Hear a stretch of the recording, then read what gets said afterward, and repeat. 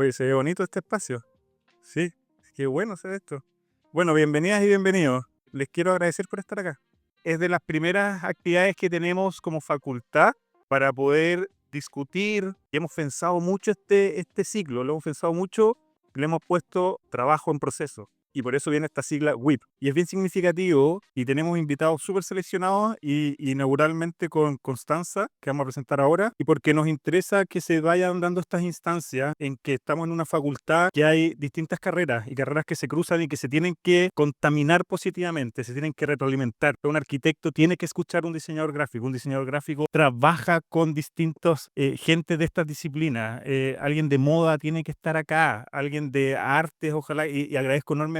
Le doy las gracias al director de la Escuela de Artes Visuales, al decano de la Facultad de Arte que está aquí. Creo que es una cosa como básica que es lo que tiene que empezar a pasar en una universidad. Qué bueno que vayan a la sala de clases, qué bueno que sean responsables en sus distintas asignaturas, pero pasar por la universidad es poder conversar y conversar de temas que se cruzan entre las distintas carreras. Entonces, ese es uno de los objetivos principales de este ciclo de conversaciones, ¿ya? Constanza Gaguero es diseñadora gráfica titulada en la Universidad de Portales con posgrado de la Universidad de Londres en Museum Cultures, diploma en tipografía de la Pontificia Universidad Católica y miembro de la prestigiosa Alianza Gráfica Internacional, AGI. Tiene casi 20 años de experiencia en identidad visual, diseño editorial y es directora creativa de su estudio Gaguero Works. Es una oficina, una práctica del diseño de una línea no tan obvia de diseñadores y eso nos encanta. Vas afuera, vuelves, tienes una red actualmente con gente trabajando en distintos lugares del mundo, algo que suena súper obvio pero que no se daba mucho en el medio, en el medio chileno y trabajando con múltiples instituciones y con múltiples disciplinas. Es una influencia para nosotros los arquitectos, es una influencia para muchas disciplinas y es un trabajo que uno valora pero enormemente. Gracias por la invitación. Es divertido porque a uno le invitan a estas cosas a veces y es como que, sí, uno puede mostrar el trabajo, que yo creo que eso es como, uno puede googlear y como en la página web uno va a ver un poco lo que hacemos en el estudio, pero creo que lo valioso probablemente de instancias como esta y con estudiantes sobre todo y sobre todo con la multidisciplina, como conversar de procesos, que es un poco la invitación me imagino de este ciclo. Nada, gracias a la Ana Usoni también que trabajamos juntas mucho tiempo, a quien quiero mucho. Pero un poco les voy a contar lo que hacemos. Probablemente este pequeño GIF resume que soy diseñadora gráfica, como recién comentan, de la Diego Portales. Me especialicé en museos y un poco les voy a contar esa historia. Entonces, trabajamos con clientes que trabajan en cultura y en conocimiento, diría yo. Nunca hemos hecho retail, nunca hemos hecho packaging. Es como que nos demarcamos sin querer queriendo en ese universo. Esta es nuestra página web. ¿Ya? A los que les interesa así como mirar, no, está súper desactualizada, pero no importa igual. Ahí como que un poco se muestra el tipo de proyecto, las instituciones con que trabajamos y qué sé yo. Y claro, soy miembro de la AGI y los invito a los que no sepan lo que es a googlear agi.org. La AGI es la Alianza Gráfica Internacional, la Alliance Graphic Internacional, que es una especie como de Chile Diseño, por decirles, como una asociación gremial, pero a nivel global, que existe desde los años 50. Por supuesto en uso de inicios muy masculina, sin duda, en Suiza se forma. Y tengo el honor de ser parte de esta asociación que es por invitación, hay que hacer una postulación, una serie de cosas, y soy miembro hace 2 años. Así que esto yo creo que lo que más de todo lo que me ha pasado, esto ha sido lo más emocionante. Así que ahí está, aquí.org, para los que no lo conocen, están todos los socios todos los años, uno es socio vitalicio después, de una cofradía muy bonita de diseñadores que de hecho uno puede meterse a los perfiles, ver el trabajo que han hecho. Así que los invito a los que no conocen a investigar qué es lo que es aquí. Y bueno, un poco partir esta sesión diciendo que yo estudié en los años 2000 en la universidad y yo soy de esta época. Esta es una excelente obra de Douglas Coupland, I Miss My Pre-Internet Brain, porque en el fondo yo los 2 primeros años de universidad no tenía computador, hacíamos todo a mano, que es un dato que igual algo explica probablemente la carrera. Y algo interesante es que en esa época, aquí con la buzón también, no había internet, o sea, no había acceso a nada. Estábamos en Chile y queríamos ser diseñadores porque como que me gustaba el diseño. Mi familia, tengo como un bagaje de arquitectos, muchos arquitectos en mi familia. Entonces yo pensé que quería ser arquitecta, pero en el fondo no. Y como que de diseño no se sabía nada. Es como que sabía que me gustaban las revistas, sabía que me gustaban los libros. Y esta foto, que es clave, es de un kiosco que había en el Paseo Humá, que todavía existe, que era el único kiosco que traía revistas extranjeras de diseño. Y era como que había que ir un sábado en la mañana y llegaron las cosas que a veces venían carreteadas y dobladas, pero igual no se las compraba y había toda una mafia de cosas que uno traía. Entonces, por aquí como que empecé a darme cuenta que lo que me gustaba era el mundo impreso y probablemente este universo de referentes que son bastante como hijos del modernismo de alguna manera, de posguerra, y un poco con esto me formé. Ese libro dice Six Chapters in Design, ese rojo. Fue un libro que me trajeron alguna tía de regalo en algún viaje y fue como, oh, existe el diseño gráfico. Y está esta gente que se dedica a hacer afiches y fue como, guay, se gana la vida haciendo esto. Y por ahí como que me interesó. Y yo creo que de todos estos maestros o estos referentes que de alguna manera como que influenciaron el que yo estudiara diseño, todos seguían esta norma, que es como un poco la forma y la función deben ser una sola. O sea, finalmente el diseño, que ya vamos a profundizar en eso, a diferencia del arte o de otras formas, tiene una función bien específica. Es pragmático el diseño, no es como porque a uno le gustan las cosas, las hace. Entonces, ¿qué es el diseño? ¿Ya? Probablemente la primera pregunta sí a preguntarse. Y aquí no lo digo yo, lo dice Charles Eames, que probablemente reconocer la necesidad es la condición principal del diseño. O sea, en el fondo, hacerse una pregunta cuando uno tiene un problema de diseño es como, ¿qué es lo que te están pidiendo? ¿Cuál es la necesidad de diseño en tal o cual, con tal cliente? O si tienes que hacer una exposición, ¿cuál es la necesidad de esta exposición? ¿Qué es lo que tiene que hacer esta exposición? ¿Para quién? Y esta que es muy buena, que es de Bruno Munari, que también los invito a conocerlo a los que no lo conozcan, un gran, teórico y gran diseñador italiano. Un diseñador es un planificador con sentido estético. O sea, está muy lejos del arte esto, ¿ya? O sea, acá las cosas no son, el arte no se planifica, el arte sale así como de adentro, ¿ya? En ese sentido, el diseño ocupa herramientas que si bien se pueden confundir a veces con el arte, y ahí siempre hay como un área gris, pero en el fondo es puro planning y es pura cabeza. Y esta que es otra gran cita de Massimo Vignelli, a quien también invito a conocerlo y googlearlo, que el buen diseño es una cuestión de disciplina. Se comienza observando el problema y recopilando toda la información disponible al respecto, como una especie de investigación siempre hay que hacer. Si se entiende el problema, tienen la solución. Entonces realmente se trata más de lógica que de imaginación. Y esto es bien importante porque es lo que define nuestra profesión, yo creo. Entonces cosas como la lógica, como la disciplina, observar, por cierto, planificar, son cosas fundamentales del diseño. Yo tampoco tengo la respuesta así exactamente qué es lo que es, pero va por ahí.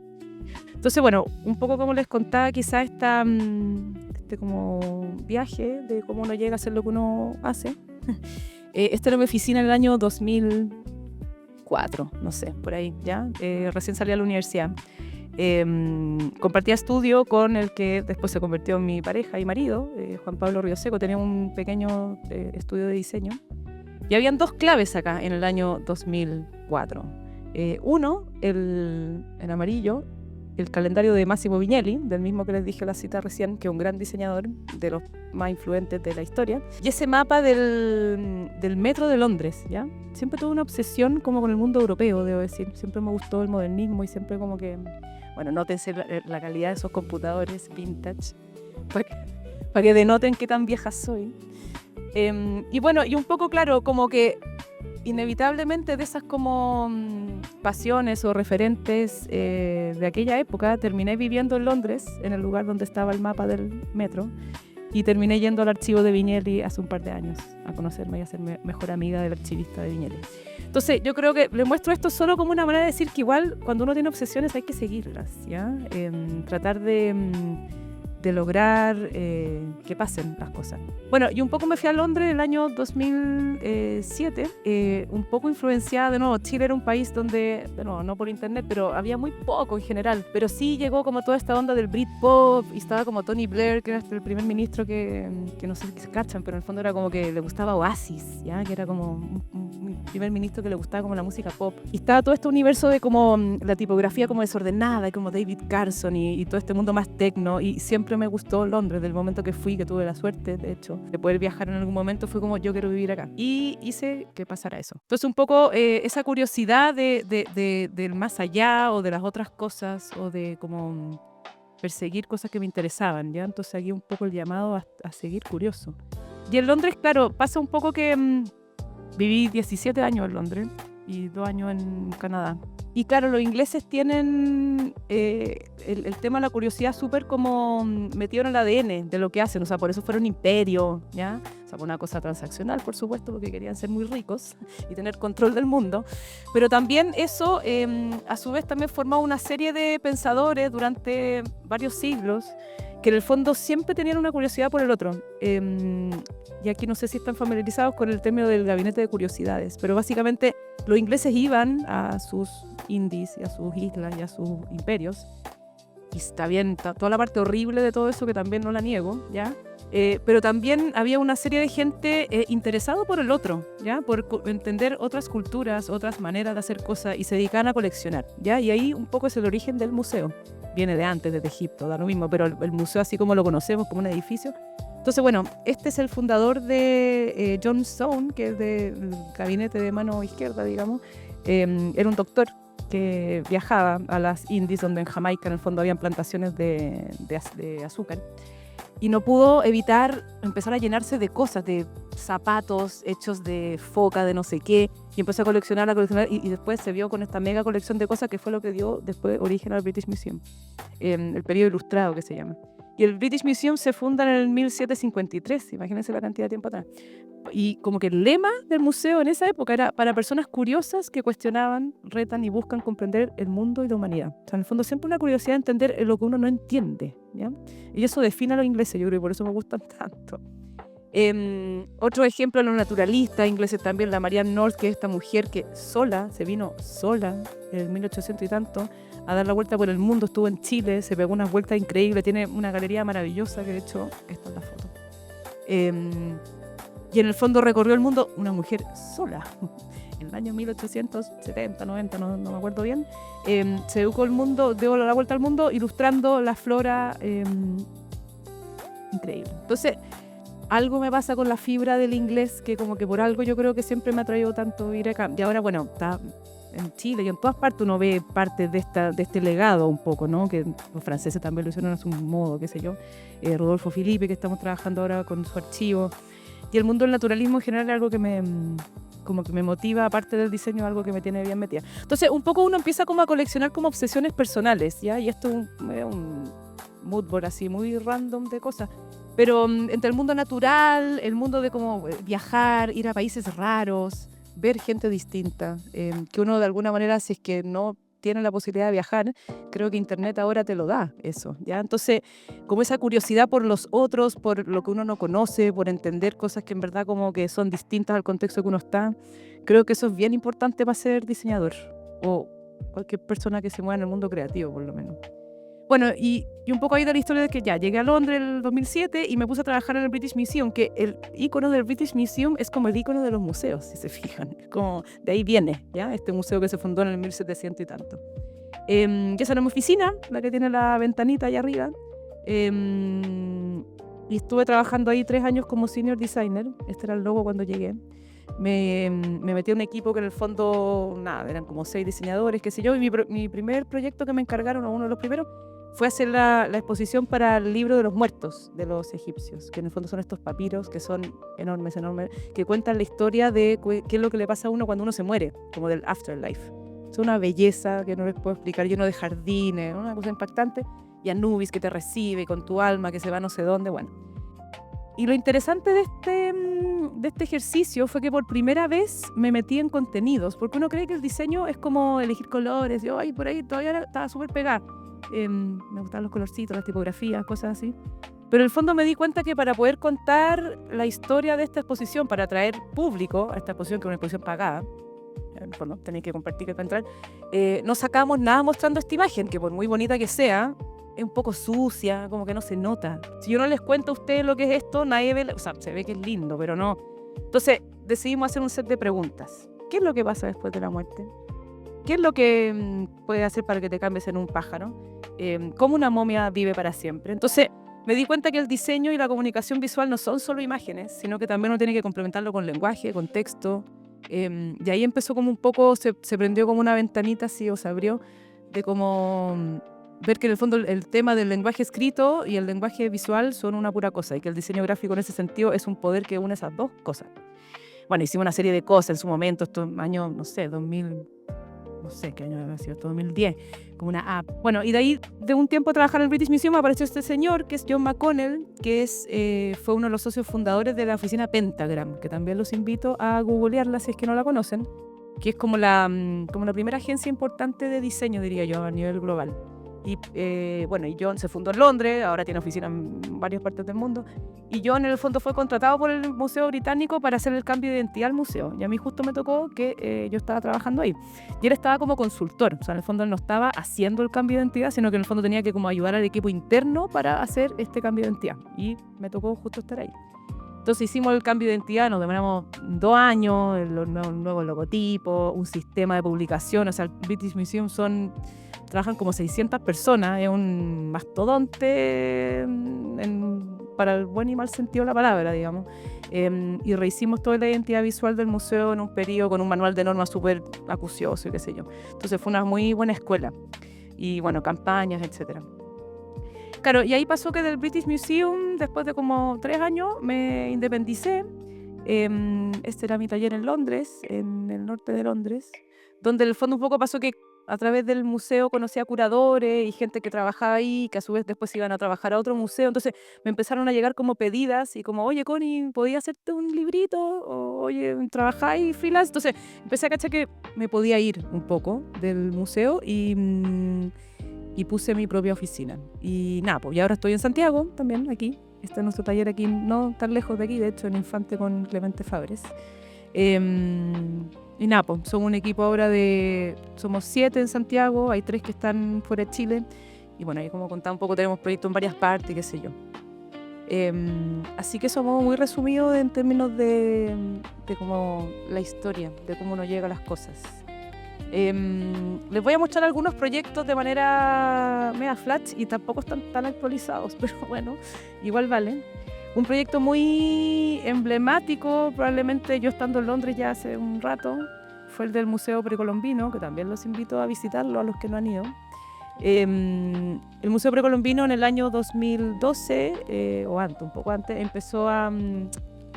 Lo cerraron, la Minera Escondida puso mucha plata, que fue una gran como unión virtuosa entre el mundo privado y el mundo público, para rehacer y remodelar el museo y hacer una nueva galería sobre el arte precolombino de Chile, ¿ya? Entonces, el primer encargo fue hacer la Galería Chilantes de Chile, que es la que queda bajo tierra, digamos, que la hizo el arquitecto Smilan Radic. Y un poco ahí el llamado fue a hacer la museografía de lo que se ve acá al principio, de esta galería. La trabajamos con un diseñador inglés, Jeff Pickup, que trabajaba en el Museo Británico en esa misma época que yo también trabajaba. Entonces también fue increíble porque en el fondo trajimos como a este experto que trajo unas vitrinas de Alemania, una cosa que yo creo que difícil que vuelva a pasar en el contexto que estamos ahora, pero con un estándar muy bueno.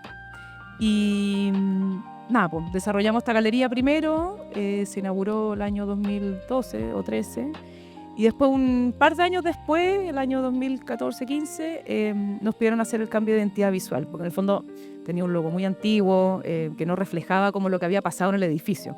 Entonces, bueno, hasta el día de hoy, 14 años después, de hecho ahora estamos haciendo la nueva identidad del precolombino, 15 años después. Así que le vamos a pegar una refrescada a esto.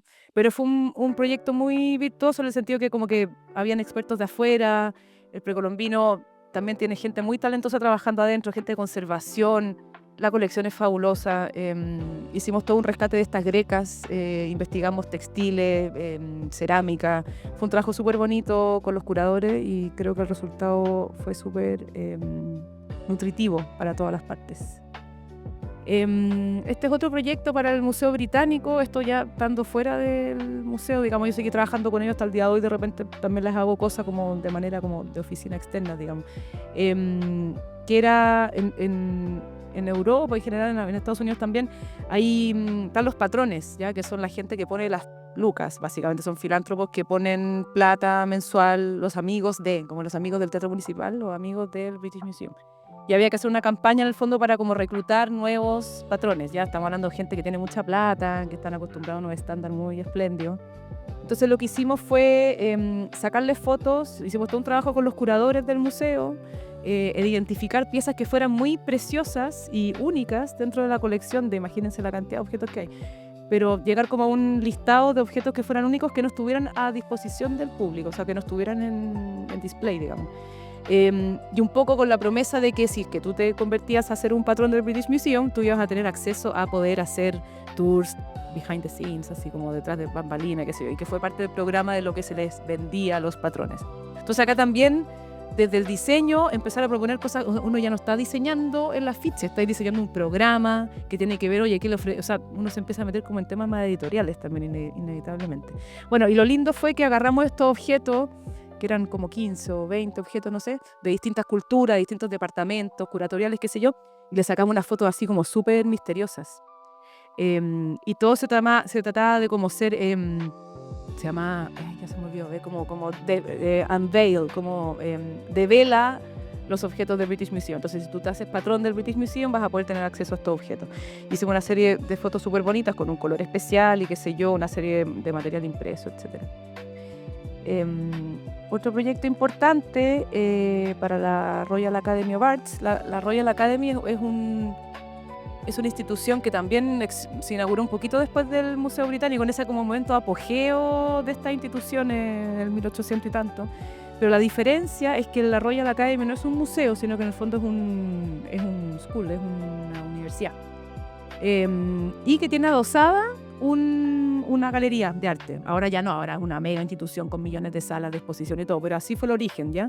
Y en el fondo lo que hacían es que una vez al año, y hasta el día de hoy, que todos los años pasa, desde hace como 270 y tantos años, es que una vez al año se hace la exposición, que es la exhibición de verano. Y lo lindo que tiene, que es lo más que a mí me toca la fibra, digamos, es que es un concurso público. Y en el fondo cualquier persona manda su obra de arte sin nombre, sin apellido, nadie sabe quién es, y se hace una selección y se monta una vez al año esta exposición, donde a veces coincide gente, la mayoría gente anónima, con, no tengo idea, Damien Hirst al lado, ¿ya? Entonces, esta es una imagen de las primeras, un cuadro, obviamente, de las primeras exposiciones que se hicieron, y nos encargaron de hacer la campaña para la versión 250 de la Summer Exhibition. Y nosotros lo que hicimos fue, en vez de poner como anda a la Summer Exhibition, fue como descubre lo nuevo, descubre lo de ahora, porque un poco lo lindo de esta exposición es que al ser una vez al año y durante 270 años, que es como que te da como una idea del estado del arte del momento, porque en el fondo la gente manda sus obras y es lo que está dando vuelta, la inquietud de los artistas del momento, y es anónimo, lo cual es maravilloso. Entonces hicimos esto, y eran todos los posters distintos, en el metro, etcétera. Agarramos distintas obras de distintos artistas, y era con un puro hashtag. Otras cosas, el Centro Cultural de la Moneda, trabajos de campo, una exposición súper bonita que se hizo hace como unos 3 o 4 años, donde en el fondo es una exposición multidisciplinaria, donde en el fondo está como la idea del trabajo de campo, de ir a rescatar, a sacar fotos, a buscar especímenes. Entonces habían desde artistas como Pierre Huilly con exposición, o sea, con obra. Había toda una parte en este mesón largo de una revista que se llama Trabajos de Chile, no, Explorando Chile, o 14 que se me olvidó. Bueno, una gran revista, que se me olvidó el nombre. Bueno, entonces una mezcla de artistas chilenos, pero también no solamente arte, había cosas científicas, habían diagramas de Humboldt, por ejemplo, también. Y fue muy bonito porque en el fondo fue yo todavía estaba en Londres acá, una pequeña manera como de nuevo de volver a empezar a conectarme con Chile de manera más seguida. En el fondo pasó después de la pandemia, que si yo igual estaba fuera, pero igual venía igual a Chile, igual seguía siempre con proyectos acá, pero pasó que después de la pandemia la gente se dio cuenta que voy a trabajar súper bien por Zoom. Entonces me empezaron a salir más proyectos en Chile y empecé inevitablemente a venir cada vez más seguido. Se movía. Todo animadito. Entonces tenía estos hashtags, que en el fondo era como la intersección de temáticas, en el fondo como el trabajo de campo es una intersección de disciplinas, ¿no? Desde el científico que va a buscar la florcita, el artista que pinta la acuarelita, etc. Entonces toda la identidad visual tenía que ver con eso. Hicimos un súper bonito catálogo también. Escribió Manuel Cocha unos ensayos muy bonitos. Otro proyecto para el Victoria and Albert Museum, que es el Museo de Diseño de Londres, que también ha sido de esta misma época de apogeo de los museos. Muy colonial todo lo que les estoy contando, pero bueno, así es la cosa. Esta es una exposición permanente que en el fondo cuenta la historia del edificio y de la colección. Entonces El desafío fue lograr hacer como vehículos gráficos lo suficientemente neutros para que pudiera estar pegado en cualquier parte del museo, porque es un museo enorme con distintos estilos arquitectónicos, unos son más clásicos, hay unas partes que son modernas, y esto tenía que funcionar siempre igual. Entonces un material así blanco, un Corian que está grabado, qué sé yo, y que tenía que ser a prueba del tiempo. O sea, esto lo tuvimos que serigrafiar, tuvo harto como desafío. Estaba acompañado de una guía que en el fondo uno sacáis la guía en la recepción y te puedes dar la vuelta y seguir como una especie como de tour. Este es otro proyecto que lo voy a poner.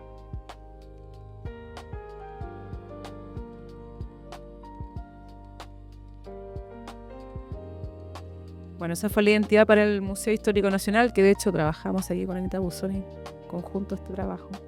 Lo lindo de este proyecto, también yo estando fuera, pero viniendo, es que todos estos proyectos que les he mostrado, que son todos del ámbito cultural, hemos hecho otras cosas, no puros museos, también hacemos hartos libros, otras cosas.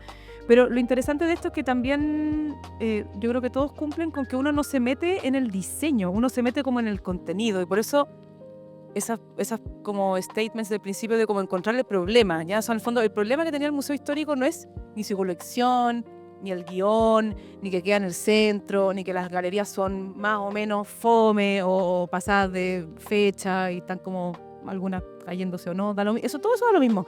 Lo que importa es como preguntarse qué es lo que tiene que hacer esta institución para que sea conocida por, ojalá, toda la ciudadanía y, bueno, turistas también, etcétera.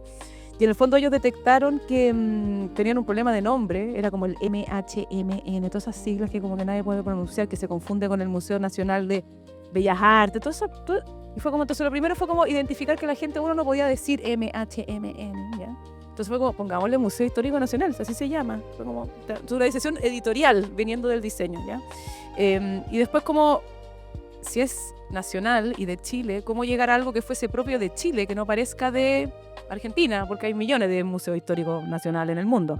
Entonces, hay un poco lo que muestra este videíto, es que hicimos un súper trabajo con el equipo curatorial, nos dividimos en grupos, hicimos unos workshops y toda una cuestión para tratar de levantar entender uno la colección, que es siempre lo más importante, yo creo, y de ahí tratar de rescatar como ciertos aspectos como de diseño dentro de la colección, y un poco el gesto de esta tipografía que hay, que se mandó a hacer con los Latinotype y con el logo, es que se rescataron estos elementitos como más, como estos florones, que están basados en la bandera de Jura de la Independencia de Chile, la primera bandera de Chile.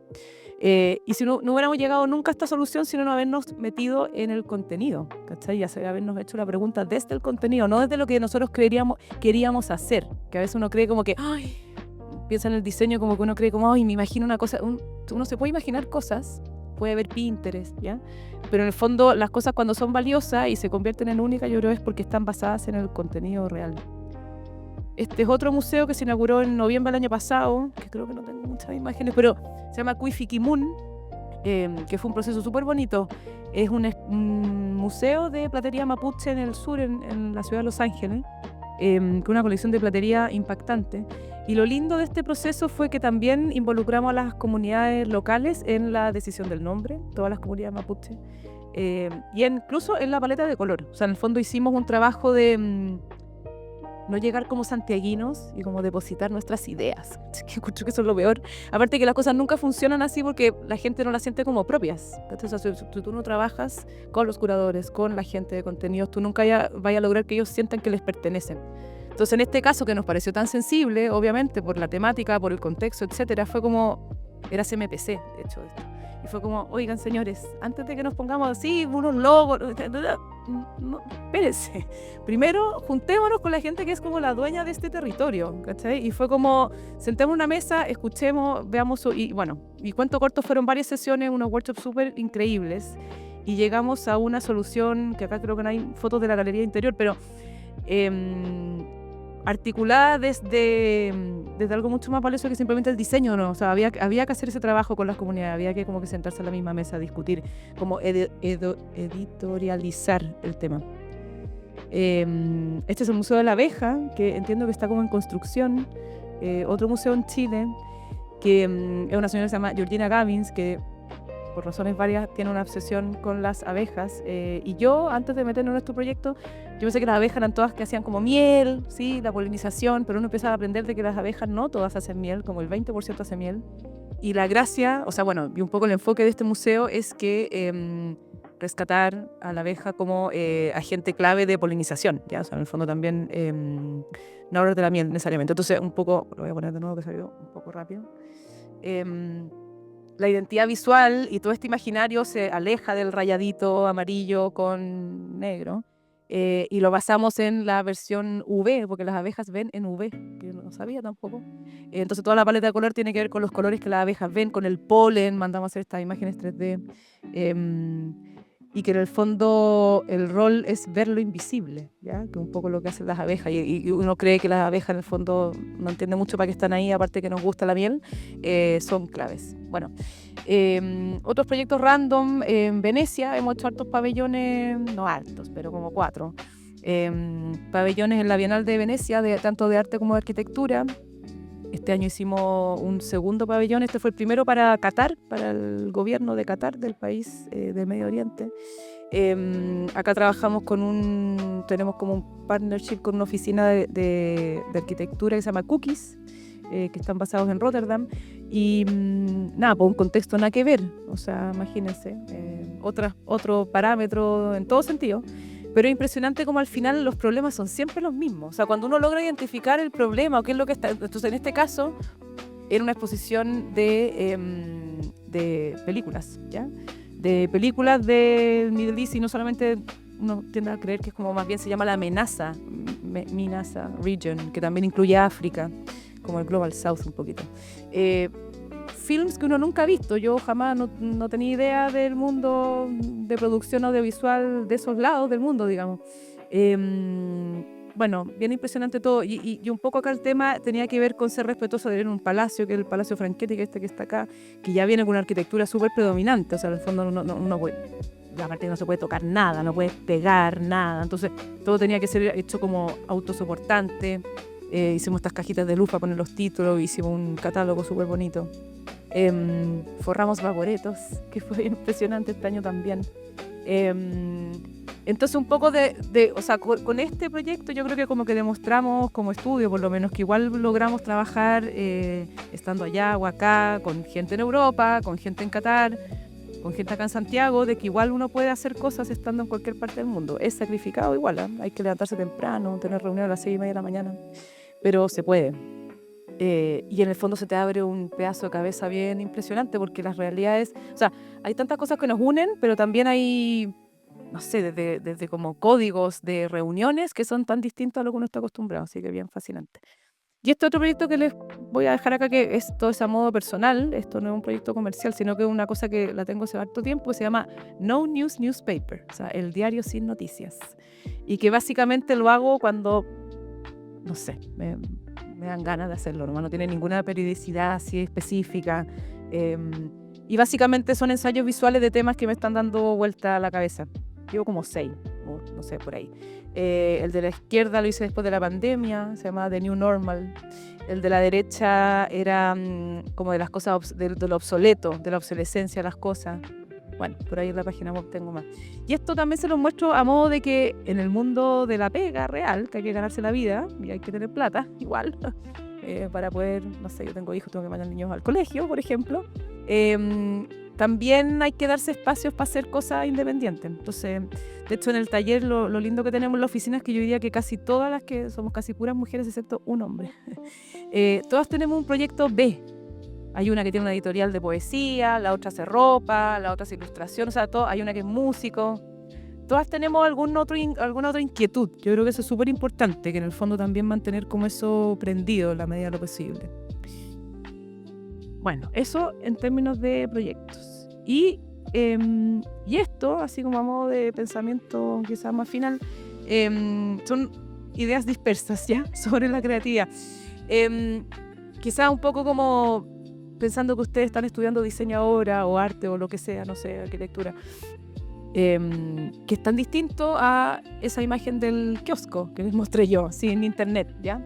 En este mundo postnormal, donde en el fondo las cosas no son estables, todo cambia, nada se entiende, está como todo enredado, no hay verdad, pero sí hay verdad, pero en el fondo no, es complicado. Yo igual a veces me angustia un poco, debo reconocer, hay otras veces que veo la luz, ¿ya? Pero Entonces, un poco este es el contexto que ustedes están insertos, que bueno, que estamos todos insertos, en donde es como todo al mismo tiempo, ¿ya? O sea, en el fondo está todo gritándote, las realidades son súper parcializadas, no hay como verdades totales, uno no sabe si es que tu realidad y tu concepción del universo puede ser probablemente tan distinta al gallo al lado porque el algoritmo te tiró lo que te tiró. Entonces, en este universo de complejidad, básicamente, yo creo que estamos todos un poco así, ¿ya? Como un poco anodados, tengo la sensación, en nuestros propios micromundos, porque la realidad de cada uno de nosotros es demasiado distinta a la del lado. Antes era una cosa más universal, estábamos todos pasando por lo mismo al mismo tiempo, ahora es como que es una multiplicidad de realidades, ¿cachai? Pero lo estamos todos contemplando de una manera muy pasiva, es un momento bien extraño. Entonces, voy a hacer una pasada por lo que sí, lo que no, de lo que creo que como que nos debería llevar a cierta luz, o por lo menos así lo sentimos nosotros y las que trabajamos en el taller. El mundo de Pinterest, por ejemplo. Esta imagen, que no tiene nada de malo, ¿ya? O sea, y lo pongo como un ejemplo completamente aleatorio. Si a uno le encargaron un restaurante, o no sé, tengo que hacer una revista culinaria o un libro de cocina, claro, probablemente yo entiendo que como el primer instinto es como Pinterest o Google o ChatGPT, tírame una y claro, y te va a empezar a tirar cosas como esta, que no tienen nada de malo, es una linda foto, unos membrillos súper elegantes con mármol. Y uno podría replicar esto, que es lo que uno ve en Instagram tremendamente, o sea, todo el rato, que es como una estética un poco genérica a esta altura, como que me pasa que lo veo como, lo encuentro muy bonito, pero es como falto de vida, ¿ya? Entonces, no a eso. No haga eso, no vaya a Pinterest. Entonces, esta es la realidad. Y a mí esto es lo que lo encuentro entretenido. Un poco como a modo de ejercicio de cómo ejercitar el cerebro o el ojo, quizás, es tratar de ir a lugares reales, porque ahora justamente lo que falta es realidad. Entonces, a mí me parece mucho más bello esta imagen del mercado de Ángel Mo, donde el señor dispone todos sus mariscos de manera perfecta y ordenada, con todos sus precios amarillos. Si tuviéramos que hacer un restaurante chileno, yo partiría por acá. Nadie dice que vamos a hacer un restaurante que parezca esto, ¿ya? Pero de alguna manera esto es una cosa importada sin ningún alma, simplemente como una cosa estilística, ¿ya? Yo creo que esto es el antidiseño, como que ahí no hay que partir acá.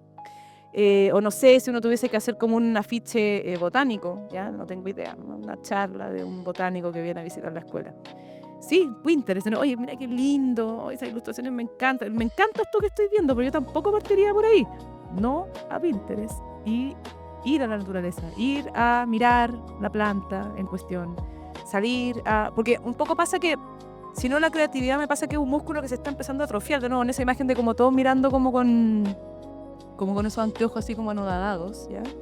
La invitación es que se pongan curiosos y atentos a lo que es real, ¿ya? Porque si no vamos a ir, si no todo se empieza a ver igual, o sea, y no hay ningún sello, no hay ninguna cosa que lo haga particular, que también es esa como homogeneización de lo visual, porque ahora leemos menos, ahora todo es visual, o sea, el poder de la palabra está relegado a un segundo plano, ahora leemos con imágenes, ¿no es cierto? Entonces, es tan importante que como diseñadores, artistas o lo que sea, como que seamos capaces de crear nuevos lenguajes. Yo creo que ahí de nuevo la inteligencia artificial, que yo le tengo cero miedo, como que al contrario, encuentro que hay un universo por explorar de cruzar estas cosas reales con ese mundo sintético, que me parece, hay un universo muy fascinante por descubrir ahí.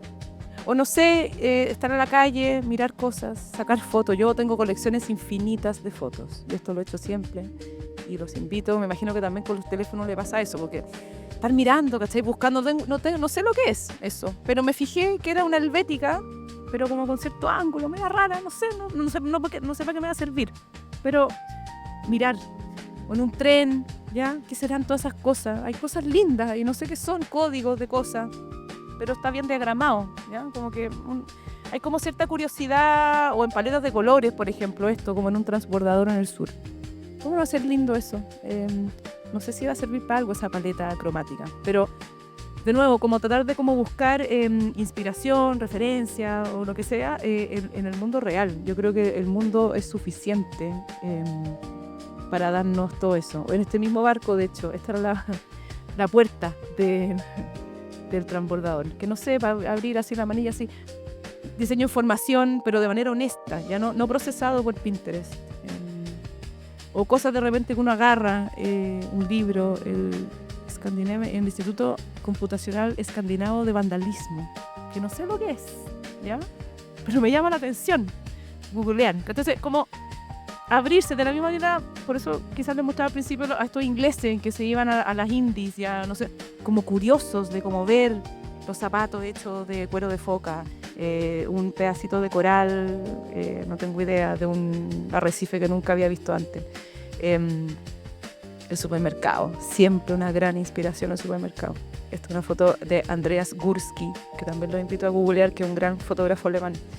El supermercado es una clave fundamental en el mundo del diseño gráfico, por lo menos, porque en el fondo hay toda una decodificación de las cosas que se ven caras, las cosas que se tienen que ver baratas. Entonces, ¿qué códigos visuales yo puedo usar para que las cosas se vean baratas o accesibles? ¿Qué cosas hago para que se vean dietéticas? ¿Ya? O sea, es heavy. El supermercado yo encuentro que siempre es un lugar para ir a buscar inspiración. Da lo mismo que son feas o lindas los packaging, no importa. Es un mundo. Y la comida, también yo creo que como comer, cocinar, también hay otro universo, es compartir la mesa. Creo que ahí siempre salen buenas conversaciones. Esto de hecho en un congreso aquí el año pasado con los colegas. Entonces, bueno, quizás a modo para terminar, ¿puede la comunicación visual cambiar el mundo? Y aquí voy a mostrar el proyecto de la conmemoración de los 50 años del golpe de Estado, que fue un encargo que nos llegó un poco heavy, de contar una historia difícil de Chile, ¿ya? O sea, un momento, ese nudo grande que hay ahí, ¿ya? Porque los países, la historia en general, pasa por momentos complicados. Chile había pasado por bastantes, pero creo que esta era una majamama bastante difícil de desenredar. Y difícil porque de alguna manera también yo probablemente de una manera un poco naif, y ahí quizás también con el equipo que estábamos trabajando esto de manera más de contenidos, que era Patricio Fernández, tratar de como conciliar, ¿ya? Entonces, ¿cómo el diseño puede cambiar el mundo? Bueno, estábamos tratando de conciliar visiones, que es algo difícil de hacer, la verdad.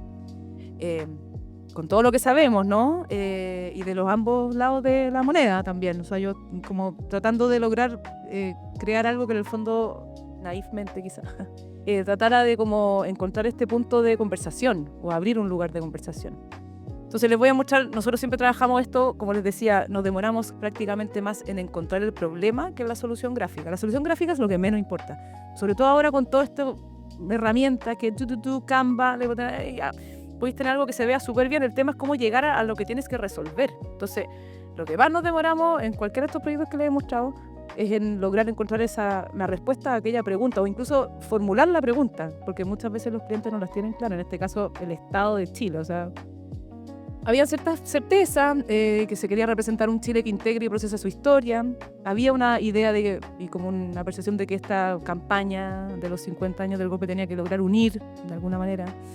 Presentar un Chile que propone un futuro posible común, moderno y sensato para una nueva generación de chilenos como ustedes, que no nacieron en dictadura, para instituciones nacionales e internacionales, posicionar a Chile como un país moderno que está tratando de solucionar sus temas, ¿ya? Y esto es muy clave, una implementación difícil en plataformas con poco control.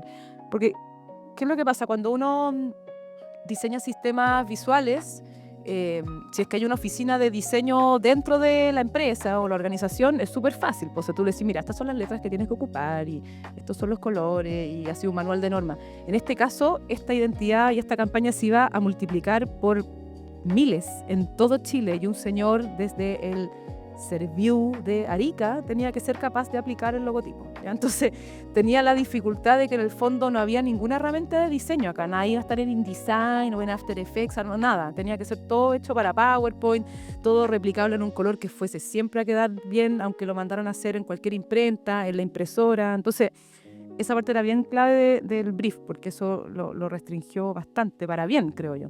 Bueno, y un poco esta idea de cómo levantar la pregunta, ¿no? Entonces, bueno, que teníamos que lograr algo que fuese dialogante, que hablara de esta reflexión de la memoria, que mostrara cierta creatividad o sorpresa, la idea de la unión, de la empatía, de escuchar, de respetar, algo que fuera respetuoso. Eso era súper clave, de repensar, de imaginar, esta idea de la diversidad de miradas, ¿ya? Porque igual es cierto que hay una diversidad de miradas frente a este tema.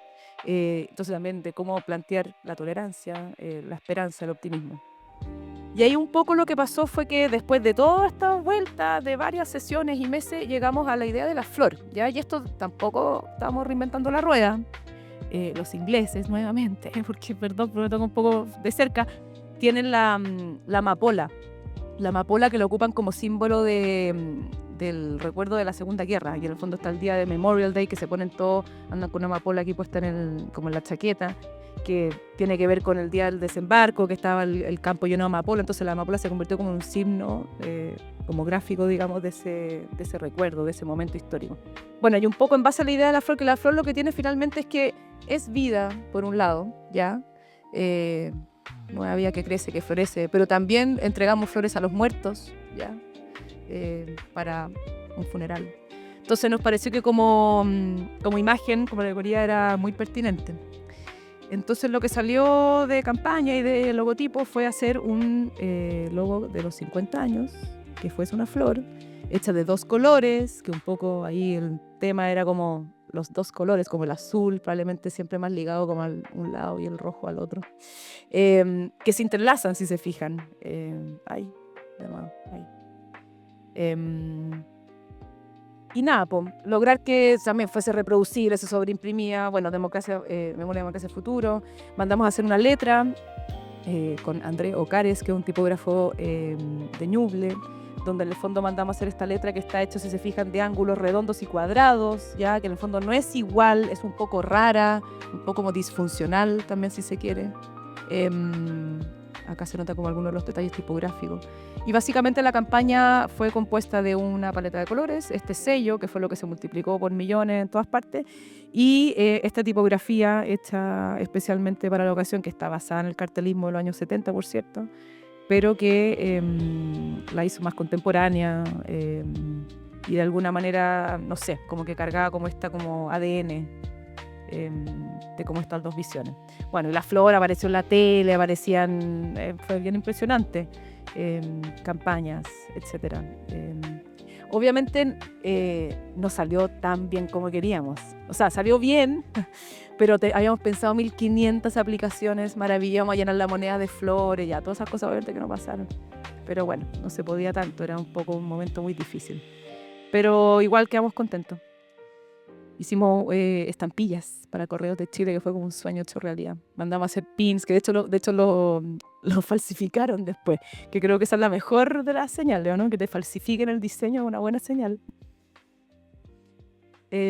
Bueno, y esto fue súper bonito, que yo supongo que todavía existe, se llama el Archivo 50, que también ahí le metimos harta cabeza de pensar, o sea, el gobierno iba a hacer sus páginas web con sus mensajes políticos y todo. A mí lo que me importaba era lograr tener un archivo visual y ojalá lo más transversal posible de todo el material que se había levantado en torno a estos años, desde el año 73 hasta el 2023. Entonces se llama Archivo 50 y es básicamente un gran paneo, así, un gran scroll de desde grabaciones de la radio cooperativa hasta informes escritos, imágenes, fotografías.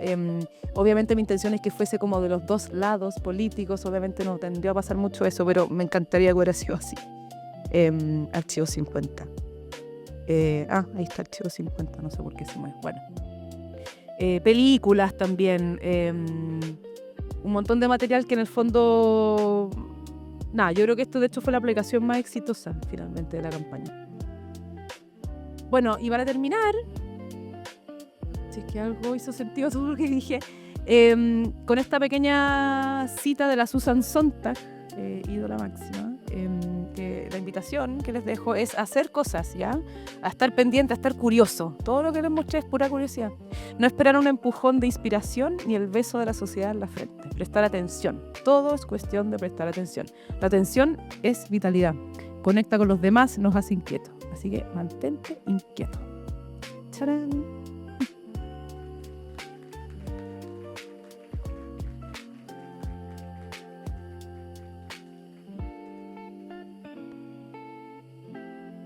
Gracias.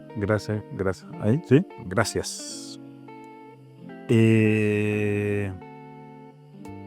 gracias a ustedes nuevamente, esto sigue repleto, es algo que no pasa casi nunca. Yo miraba desde acá y veía que casi nunca veía en el teléfono, es una señal fantástica. Como que ahora veo teléfonos y solamente es como para tomar fotos y no sé, creo que es una muy buena señal, así que es muy lindo. Podemos hablar de un montón de cosas y quiero abrir la palabra para que conversemos, si es que se puede, sería fantástico. Pero solamente en mi rol de decano, y a lo mejor un poco aburrido, enfatizar algunas cosas que encuentro fascinantes, y si no me corrigen. Hablaste del gabinete de curiosidades, ¿no? Como lo mencionaste un par de veces, de la idea de contenido.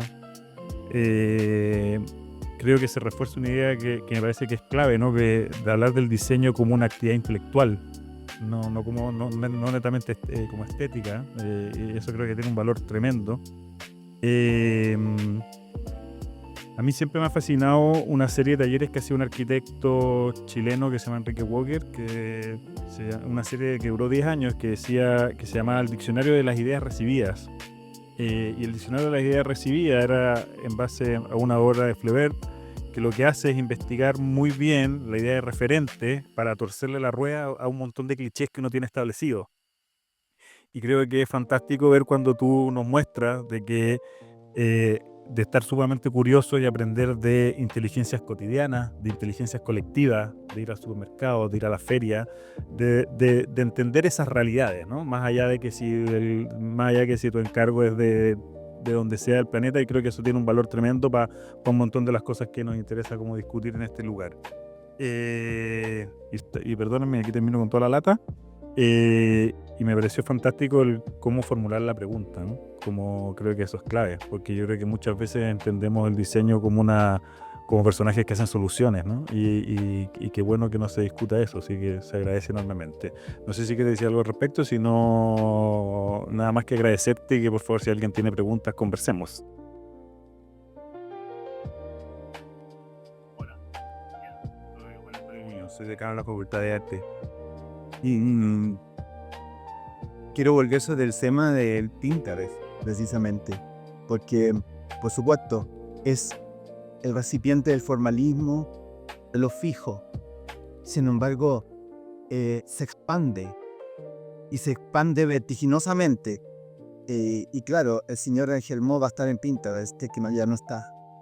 Y el asunto es si la disponibilidad absoluta de imágenes, la disponibilidad a la mano de cualquier imagen prácticamente hoy, no termina por formalizarlo todo.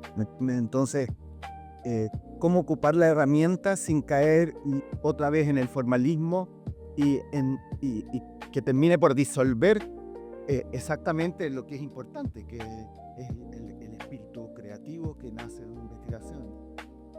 Es que yo creo que ahí el trabajo de campo, por eso, claro, la foto de Ángel Mo no es la foto de Ángel Mo, sino es que haber estado en Ángel Mo y haberlo visto. Claro.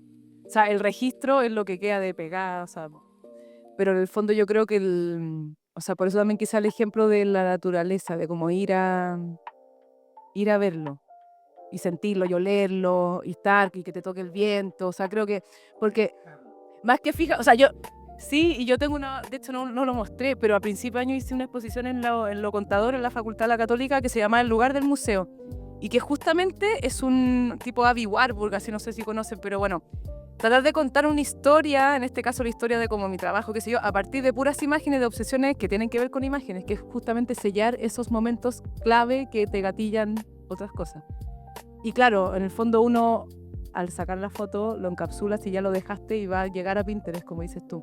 Pero en términos del proceso de diseño, yo creo que, claro, la imagen no vale nada si es que tú no fuiste a verlo en vivo, en directo. O sea, por eso creo que el mensaje, que creo que nosotros somos un poco más viejos, todavía tenemos esa curiosidad por ir hacia mirar, a oler, a comerte, ¿cachai? Y yo creo que es difícil quizás para nuevas generaciones, yo tengo hijos, también lo veo, o sea, de hacer ese esfuerzo, porque es como un esfuerzo, ¿ya? Yo creo que viene un poco de vuelta, la gente ahora como que está más conectada de nuevo, creo que, y por eso creo que Chile es un lugar bien fértil en ese sentido, a diferencia, por ejemplo, de Estados Unidos, ¿cachai? Que para mí es como doomed, así como esa gente sí que no sale del mall o no sale, acá está la naturaleza y estamos todos como, no sé, hay algo en Chile que creo que de cómo están en este fin del mundo, quizás por la cordillera también, no sé, de que estamos conectándonos con esto, con una suerte que tenemos de estar aquí en un lugar que está lleno de agua, que el desierto, las estrellas, los observatorios, o sea, y eso es como un plus de ser chileno y como diseñadores, artistas, lo que sea. Yo encuentro que ahí hay que meterle, o sea, está bien, no hay para qué viajar a Europa. Y también yo siento como que Europa en ese sentido está como de capa caída. O sea, todas estas referencias que les muestro yo, porque yo soy como europecéntrica inevitablemente, porque siempre me ha gustado. Pero creo que estas mismas observaciones de mirar el tren, de mirar, o sea, encuentro que en Chile hay una serie de cosas que de hecho cuando vienen los gringos se impresionan. O sea, lo lleváis a las Torres del Paine y no lo pueden creer, ¿cachai? Entonces, como que como chilenos encuentro que tenemos, bueno, típico, ¿cuál es como el rol del diseño chileno? Típico, o cuál es la estampa del diseño chileno. Yo creo que no es que haya una estampa en el output, así como en lo que uno termina diseñando, sino que está en el proceso de ojalá agarrarte de estas temáticas que son en Angelmó, no existen en otra parte del mundo. O sea, en el fondo, entonces hay que ir a Angelmó, no a sacar la foto, sino que a vivir, a oler, ¿cachai? Y hay cosas que en el fondo eso te deberían gatillar otro tipo de soluciones que no son Pinterest. Yo le digo solución Pinterest porque es como ese estándar homogéneo internacional que no tiene gusto a nada un poco. Y claro, y probablemente Angelmó en su momento quizás va a llegar a ser, quizás, no creo que vaya a convertirse en un estándar, porque es demasiado vernáculo, es demasiado particular, es demasiado... Y el mundo natural también, o sea, la geografía chilena también es tan particular, o sea, la cordillera. Yo, después de tanto tiempo vivir fuera de Chile, que probablemente le pasa como a Patricio Guzmán, cuando uno como que vuelve y ves la cordillera de nuevo, no se puede creer. No se puede, o sea, caché que como que yo no sé, por ejemplo, cómo los diseñadores no estamos todo el día, o sea, de hecho ahora quiero hacer un proyecto de la cordillera, estoy pegada, le saco fotos todo el día. No se puede sacar fotos porque en el fondo no la puedes agarrar de una cosa de escala que es grande a momento, después se ve chica, se ve rosada, se ve blanca. Entonces, creo que la invitación, yo creo, así, mi mini mensaje, es como ir a la realidad, ¿cachai? Y a nuestra realidad chilena, que encuentro que hay como una belleza y una cosa tan única que no existe en otras partes. Y ahí tenemos una ventaja, ¿cachai?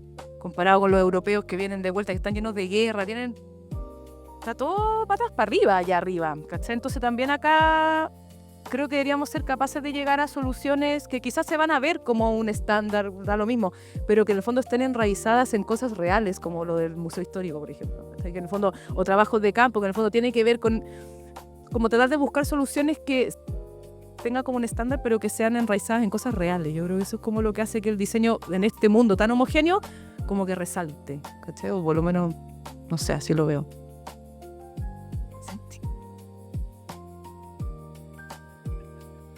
Es lo único que voy a hacer hoy. Ana, Juan Antonio. La verdad que el código en la charla ¿Se escucha? es admirable, aún conociendo tu pega, todo lo que se ha hecho. Eso, y me gustaría como partir en que en algún momento lo conversamos, que es como las marcas grandes, onda 6, o todas esas cosas que como que ya son como la arte piqueza, justo, empezaron como a bajar el volumen en términos de diseño, de particularidad de diseño, como un play. No todos nos vamos a ver igual, da lo mismo, el logo no es logo, es una letra o una palabra y da lo mismo, porque ya lo conocen todo. Y siento que en la práctica de hacer marcar y hacer exhibición y qué sé yo, hay como cierta resistencia. Uno la resiste, porque en el fondo lo está haciendo como imagen para una comunidad. Y eso me quiere decir todo. Lo bonito es que tú vayas a trabajar con la comunidad, trabajar con el diseñador tipográfico de Ñuble, o trabajar con el diseñador tipográfico que está en Londres, trabajar como con las visiones particulares de las visiones. Yo creo que eso es algo que uno no logra ver en las imágenes, pero que es como una de las cosas más rescatables también cuando uno ve un trabajo que tiene que ver con diseño gráfico con tu comunidad. Eso es un comentario. Y la pregunta es, un poco para nosotros saber, como, ¿a quién estás mirando tú ahora? Porque la escena del diseño cuando nosotros estábamos en la U era súper... O sea, había libros, los libros colaban a quién veíamos. Y ahora es como miles de cosas, Pinterest, Behance, todo, uno se va topando. Entonces se pierde la relevancia.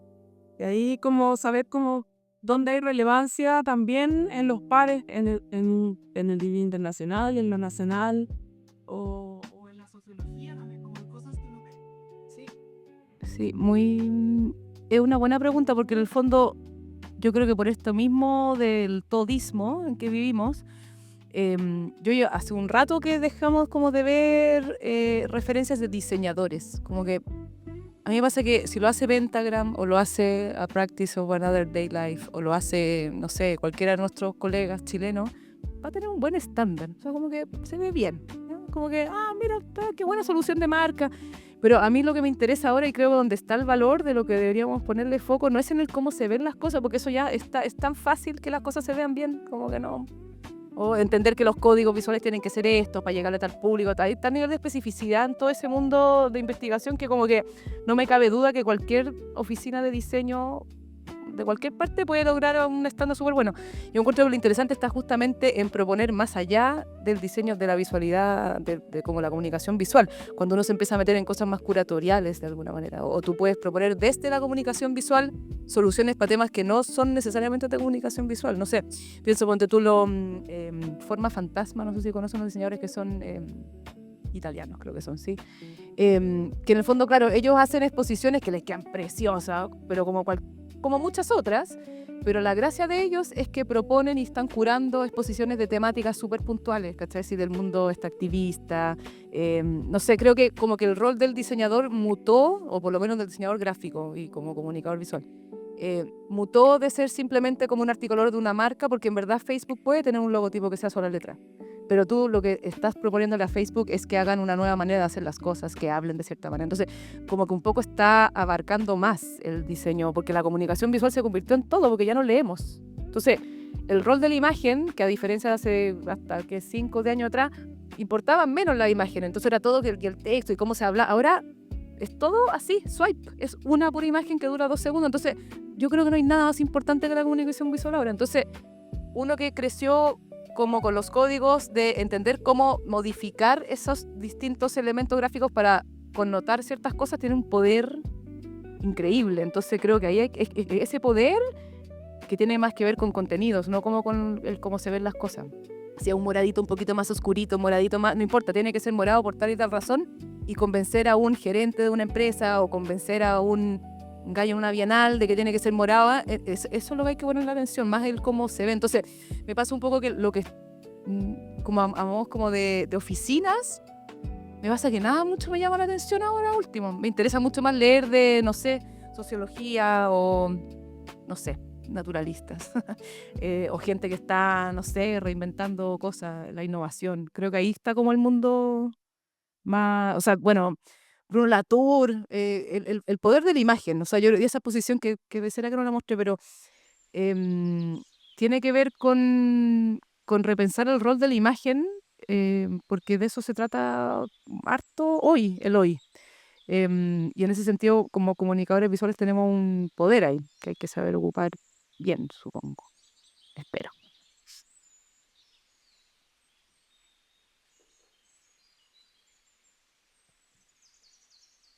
Mi otra pregunta tiene que ver con alguno más de los pesos, los mecenas. Yo conozco bien lo que pasa en Inglaterra, particularmente con la música y con el teatro, porque son muy importantes los mecenas. Y gracias a eso se mantiene muchas de las cosas que se mantienen en Inglaterra. Nosotros aquí en Chile tenemos un problema con ese tema, ¿ah? Porque primero la gente no quiere aparecer, le da vergüenza aparecer como que dan plata, les da miedo aparecer también, que dan plata. Generalmente las donaciones cuando hay son anónimas y son pequeñas o están vinculadas a un grupo, como por ejemplo los amigos del Teatro Municipal, ¿verdad? Em, eh, y hay otra cosa que me llama mucho la atención y en ese sitio quería preguntarte a ti, ¿cómo sucede en el mundo del diseño, de los museos? Porque en el mundo de la música y en el mundo del teatro, estos mecenas no intervienen en términos editoriales. Y eso es una maravilla, ¿entiendes? Porque eso no suele ocurrir. ¿Ah? Es decir, eh, el director artístico de un teatro decide por sí ante sí con su equipo, pero no le pregunta al que pone la plata. ¿Ah? Y nosotros estamos aquí a darnos luz de eso. ¿Mm? No sé cómo funciona en Inglaterra aquí en el mundo del diseño y de luces. Sí, o sea, es como lo de la música del teatro, no se meten, o sea, son patrones que dan plata porque es como tiene tanta tradición, en el fondo es un símbolo de estatus. Entonces, en vez de esconderse y que no aparezca el nombre, se muestran porque es como, oye, mira que estoy bacán, yo le pongo plata a tal museo. Entonces, y está lleno de eso, y de todos los temas, de temas naturales, también de conservación, está lleno de patrons para todo, como mucha filantropía. Yo creo que en Chile, creo que hay ciertas iniciativas que de hecho, bueno, me tocó trabajar con la gente de Antena, que le hice el loguito, eso que tienen como un circulito, que es como una comunidad de gente que, de como amigos del arte, de alguna manera que se juntan y dan plata y hacen como visitas guiadas a estudios de artistas y qué sé yo, y que levantan fondos, hacen libros, están como tratando de armar ahí un cuento. Y yo creo que está como eso, está el nuevo Museo de Santiago, el NUMU, que está Claudio Engel, la Fundación Engel, que también estamos trabajando con ellos, que finalmente van a empezar a construir ahora muy luego, hace como en un mes más. Y yo creo que de a poco se está empezando a abrir, porque en el fondo incluso dentro de Sudamérica el mundo de la filantropía es mucho más grande que en Chile. En Chile pasa que no hay nada, ¿sí? Onda en Perú, hay mucho más en Argentina, gente con colecciones que entiende que tiene que hacerlas públicas o no, o sea, el Malva, Constantini en Buenos Aires, o sea, entonces es un poco desgastador a veces porque hay una connotación social, por cierto, que yo creo que tiene que ver con nuestro pasado colonial tradicional, que en el fondo no, sí, es bien profundo igual el tema, probablemente para otras. La sociedad Sí, que tenemos, sí. las cuentas de financiamiento son muy pocas. Sí. Vamos a tener cuentas de financiamiento. Bueno, pero por ejemplo, el ejemplo del precolombino, Minera Escondida, precolombino, que fue una situación virtuosa hace 20 años atrás. Y ahora, de hecho, ayer, que fue la inauguración, el MIM, el Museo Interactivo Mirador, con COPEC, que hoy, van a inaugurar un domo. Esos son porque a ellos les conviene. Pero la cifra Pero yo creo, de que tiene mucha de que la plata no vale. pero igual hay algo bien importante que yo veo en los museos de allá, que también el nivel de esfuerzo que le ponen a mostrar, a hacerle a la empresa privada y también al patron que le conviene ser patron. Entonces, al patron tú le tienes que mostrar la idea de que va a estar detrás de las cámaras, yendo a unas comidas en un salón que nadie más tiene acceso, porque además que si no, no tampoco lo harían. Entonces, igual hay que ser persuasivo porque en el fondo son nuevas generaciones que tampoco son necesariamente de la tradición de filantropía, entonces, bueno, y acá para qué decir, porque ni existe. Entonces, tú tienes que igual ofrecerle algo a cambio, no es tan unidireccional. Usted es un rédito de figuración más que nada. Sí, también, pero hay de todo. Yo creo que la figuración cabe, o sea, de nuevo en Europa yo creo que está muy desarrollado, pero también hay gente que lo hace, bueno, sí, depende del tema igual, es complicado. Pero yo creo que hay una pequeña semilla aquí en Chile que se está plantando de empezar a instaurar. Nosotros nos dedicamos harto ahora a hacer levantamientos de fondos, ¿cachai? Con los museos, con colecciones privadas, el Museo del Sur también que quiera convencer a los salmoneros. O sea, estamos siempre en esa. Sí, es un reto. Queridas y queridos estudiantes, esto es para ustedes. ¿Alguna pregunta? Por favor, con absoluta confianza. Sí, parte, esa es considerando la arquitectura del diseño. Y mi pregunta va más que nada como ligado al proceso creativo, ni lo mismo que decir de hacerse preguntas antes de. Mi pregunta va más que nada es pedir como un consejo que viene de lo mismo que me dijo el profe. Chuta, no, pero esto en público no, por favor. Pero no, que no buscáramos soluciones. Y personalmente me cuesta mucho separar y por qué me voy a hacer una pregunta si no, no sé, buscando una respuesta y más que nada eso, como que no te un consenso más que nada como podemos separarla. Buena pregunta. Sí, una buena pregunta, qué difícil tu pregunta, porque yo igual siempre busco respuestas, parece. O sea, un poco me pasa que ¿Pero en qué minuto aparece la respuesta? ese es el resultado de diseño, po. La respuesta es eso. Tu proyecto es la respuesta a esa pregunta. O sea que pueden haber, hay que tener hartas preguntas, no es una sola. Igual uno termina siendo como un embudo, ¿no? Que al final hay una que late más. O sea, cuando los proyectos tienen muchas preguntas, tú jamás vayas a ser capaz de contestarlas todas. Igual nosotros nos hacemos un checklist, de hecho, de todas las cosas que detectamos como problemas o preguntas. Hacemos barrido de las. Ya, a ver, a mí se me ocurrió decir, esto va a solucionar este tema. Y vamos haciendo como vamos filtrando. Y finalmente la que siempre, porque nosotros siempre presentamos una idea. Eso es una cosa que hacemos como estudio. No presentamos al cliente así como, oye, tú tienes esta opción, ya no. Esta es tu solución. Porque cuando uno logra detectar el problema tan bien, no hay manera de que él no asuma de que ese es su resultado y es lo que le corresponde hacer, digamos. Entonces, cuando uno tiene muchas preguntas y va ahí viendo que tu resultado va contestando muchas de esas preguntas, creo que ese es el resultado. Esa es como la señal de darte cuenta que tu resultado es lo que necesita el problema. O sea, es la respuesta a tu problema. Y claro, la pregunta no es una sola, probablemente siempre son muchas. Pero, claro, sí, sí, no se entiende lo que... Gracias por tu... ¿Hay alguna otra pregunta? Por favor, adelante. Hola, tía, sé de arquitectura igual, pero de cuarzo alga. Me gusta como la analogía que hace como de evitar el tinte es, y siento que al final es evitar el resultado, o evitar la respuesta, y al final esa respuesta, usted lo define es sin vida, porque es una respuesta sin profundización. En base a esa lógica, creo que su trabajo se diferencia por la profundidad del texto o de la lectura. Em, Sin embargo, la duda que tengo es con respecto al trabajar con ideas diferentes o con personas diferentes. Creo que el encargo que le llegó como del Estado de los 50 años es como dos polaridades que hoy están súper marcadas, confluyen en un punto en que es el chileno o ser de un país perteneciente a eso y sentirse orgulloso de eso a pesar de la marca diferencias que tienen. Quería preguntarle cómo usted, tanto en su trabajo, con sus colegas o con sus clientes, logra digerir esas diferencias. Porque se hace cargo de esa complicación y hay gente que busca separarse de esa polaridad, pero ¿cómo usted logra el punto de encuentro? Ay, qué linda tu pregunta. Gracias. Yo creo que de la misma manera como ese ejemplo del Museo Cuifiquimun, que en el fondo uno tiene que asumir de que uno como diseñador uno no viene con una verdad, ¿cachai? Uno viene a articular el visibilizar algo que es un problema que no es tuyo como diseñador. O sea, tú vienes acá como acá y por eso es como un articulador que va a lograr dar una respuesta a un problema que existe. Eso es como, entonces, uno en ese sentido tiene que, o sea, hay métodos, proponemos workshops, y siempre, por eso el tema de la curiosidad del otro es súper interesante, porque creo que cuando la gente es como un poco, o sea, no la gente, pero no sé, hay diseñadores que son más de autor, por ejemplo, ¿cachai? Que como que vienen como con su estampa, ¿cachai? Yo no voy a ocupar jamás esa letra o yo no voy a hacer nunca un proyecto así.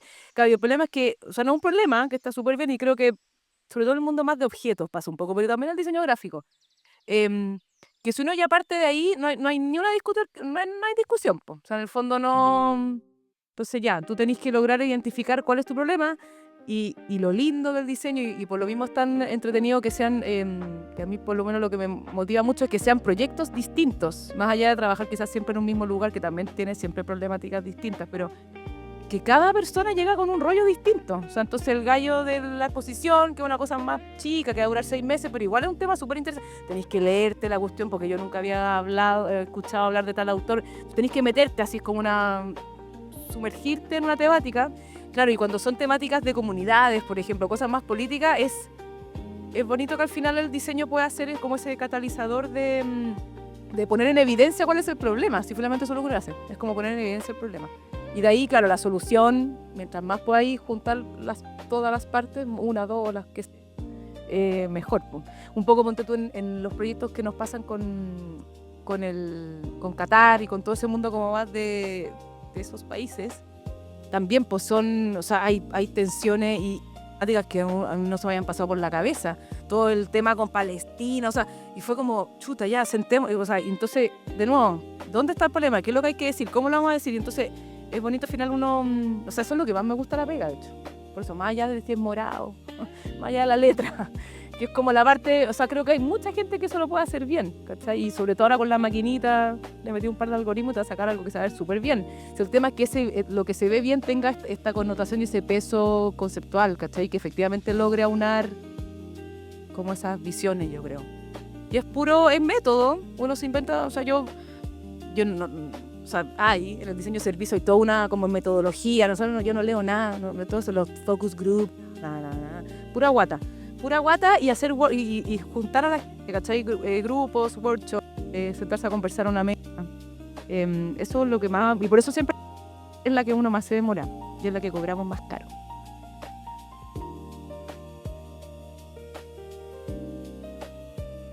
Yo soy profe acá de diseño y quería preguntarte que se habla con mucho como del aspecto del diseño, la metodología de diseño y tonto, pero en el mundo real, como ¿qué es lo más difícil de tu trabajo? O sea, ¿dónde está realmente el tracto? Por ejemplo, cuando uno ya lleva tiempo diseñando y todo eso, como que el diseño sale, ¿cierto? Pero para mí, en casos específicos, lo más complicado es o lo que más me ha costado aprender, cómo lidiar con los clientes. Como eso. Pues en sí que es lo más difícil para ti entrar como independiente. O sea, yo creo que va relacionado un poco a la pregunta anterior, en el sentido de que cuando uno le demuestra o sea, esto ha sido mi experiencia, que cuando uno como que demuestra genuino interés y tú te metes en el tema, así como real, profundo, por eso reuniones, juntarse, hablar, mándame más material, oye, me falta esto. Y bueno, y ahí tampoco o sea, nosotros trabajamos también, hay especialistas de otros temas, hay gente que hace guiones, hay gente que levanta contenido, ahí contratamos como estrategia también, depende ahí un poco. Pero en el fondo yo creo que en la medida que uno logra meterse en los temas de cada problema, nuevamente, de cada cliente, en el fondo cliente igual problema, como que tiendo a pensar de que como que confían en ti, ¿cachai? Porque en el fondo lo estás ayudando. Entonces cuando la persona que está al otro lado de la contraparte se da cuenta que tú, 1, te importa, 2, estás compenetrado del contenido y 3, le estás dando una solución, es como que es muy difícil que te digan que no, porque lo estás ayudando. Entonces yo creo que por eso esa parte inicial es tan importante, mucho más del resultado de diseño, como que la visualidad en este caso, que es comunicación visual, o el diseño de la silla, cómo se ve a la silla, es como la parte más técnica, no sé, que creo que hasta el altura lo va a hacer un robot por nosotros, yo creo. Entonces por eso creo que como el énfasis y el esfuerzo yo trato de ponerlo en esa parte. Entonces, y muchas veces pasa que finalmente con los clientes, que me carga la palabra clientes, como colaboración, o sea, el mandante quizás, no sé cómo es la mejor palabra en español. Terminamos entablando una relación que después y te vuelven a llamar después de nuevo, porque en el fondo se dan cuenta de que finalmente igual estáis entrando en su mundo. Entonces por eso creo que es súper importante esa como inmersión total. Y por eso, sí, tratar de... Y bueno, y también ahí en la inversión total también está la afinidad. Porque por eso yo o sea, he tenido la suerte hasta ahora de que por lo menos he tenido que hacer cosas que no me gusten o que moralmente me parezcan equivocadas. Que también me costaría trabajar con alguien que no tengo nada que ver. O sea, como alguien que piense nada que ver. O sea, el otro día me llamaban por una campaña política que yo así como, ¿qué? No, así como, no. O sea, aunque me paguen, no, o sea, no. Entonces, claro, tratar también, yo creo que en la medida que uno encuentra como un nicho que uno se siente cómodo, que habla el mismo lenguaje, yo creo, y quizás por eso nosotros terminamos un poco trabajando en temas medio culturales o de conocimiento, porque es como donde me siento cómoda, que uno puede aportar. Y hay gente que se siente cómoda en el mundo digital porque le interesa el mundo digital, y otra gente que le encanta el mundo del retail porque en el fondo, no sé, pues cada uno y ahí es cuando como que toca la fibra como más personal, yo creo, así como de lo que uno realmente le interesa. Por eso creo que el tema del interés es importante, porque eso debería también guiar lo que uno hace. Porque el mercado te puede decir una cosa, o sea, ahora no sé, pues la gente que hace cosas digitales, UX, está de súper buen negocio, paga mucho mejor que cualquiera de estas cosas. Pero a mí, o no sé, a alguien le puede pasar que generalmente alguien le puede decir, oye, en verdad para llevar la cosa, pero en verdad te carga, entonces yo jamás lo haría. Pues. Hay que hacer algo que a uno le guste para que también te crea el cliente, y es como un círculo virtuoso al final, yo creo. Pero no sé. Sí, muy breve. Mi nombre es Gabriel, soy el decano de la Facultad de Psicología. ¿Sí? Me fascinó tu presentación. Son muy interesantes. Te felicito al decano, a la facultad y al equipo. En mi perspectiva, varias cosas que me quedan resonando. Ustedes hablan de la multidisciplina en los cruces que son tremendas. Entre esta disciplina y la disciplina que representan y han trabajado ustedes, y la curiosidad. Ahí aparece un elemento fundamental, sobre todo para los estudiantes, esa curiosidad genuina para el otro, como tú lo planteaste, pero genuina curiosidad científica. Tú hablaste, hiciste muchos guiños a Inglaterra. Inglaterra es la cuna de la antropología, entonces, es una que tiene que ver justamente dejando de lado la mirada imperialista, como tú muy bien lo dijiste, con un trait genuino, una mirada imbricada.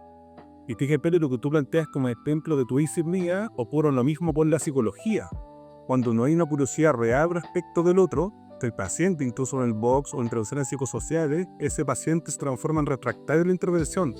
Es simple, no pesca la intervención. Y tú haces casi una pantomima cuando impones tu verdad, cuando impones tu posición.